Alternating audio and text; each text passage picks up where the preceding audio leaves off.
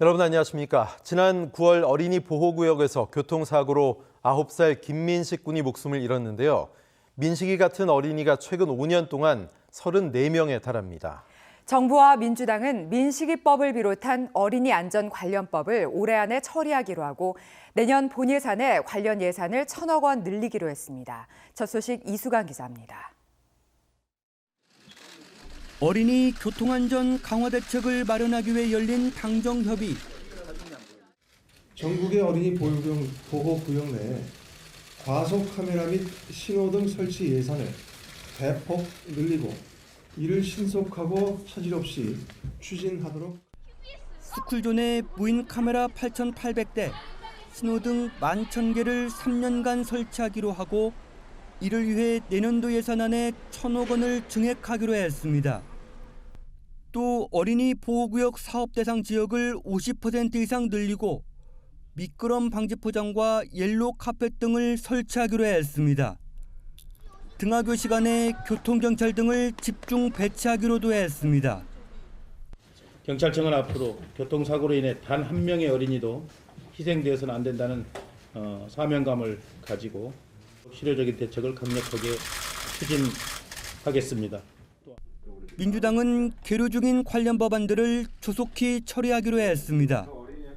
올해 안에 반드시 처리한다는 각오로 야당을 설득하겠습니다. 이 자리를 빌어 야당의 협조도 요청드립니다. 이른바 민식이법을 지난주 행안위 법안소위에서 의결한 데 이어 해인이법, 한음이법, 태호 유찬이법 등도 28일 소위에서 처리하겠다고 밝혔습니다. 당정은 보호구역 내 신호등 없는 횡단보도에서도 차량이 반드시 일시 정지하도록 하는 법안도 마련할 방침입니다. OBS 뉴스 이수강입니다. 온 국민의 관심이 큰 어린이 교통안전 법안에 대해 당정이 일괄 처리를 약속했지만 순탄치만은 않아 보입니다. 공은 야당으로 넘어갔지만 자동 부의된 선거법 개정안을 놓고 여야 갈등이 증폭될 경우 자칫 법안 소위 자체가 열리지 못할 가능성이 있습니다. 우승원 기자입니다. 당정이 해인이법 등 어린이 교통안전법안 일괄 처리를 약속하면서 공은 야당으로 넘어갔습니다. 쟁점 법안이 아니어서 무난하게 통과될 것이란 관측이지만 복병은 남아 있습니다. 행안위 법안 소위가 열리기 하루 전인 내일 패스트트랙으로 지정된 선거법 개정안이 자동으로 부의되기 때문입니다.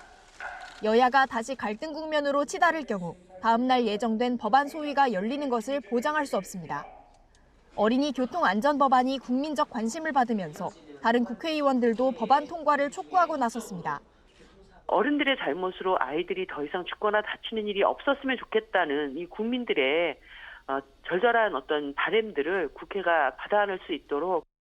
혜인이와 태호 부모님은 오늘도 국회를 찾아 관심을 호소했습니다. 이미 떠나간 아이들을 위해서 하는 게 아니잖아요.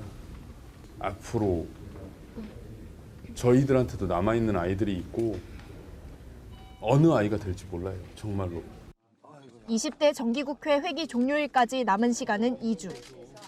기간 내 처리가 안 될 경우 아이들의 이름을 담은 어린이 안전법안들은 사실상 폐기 수순을 밟게 됩니다.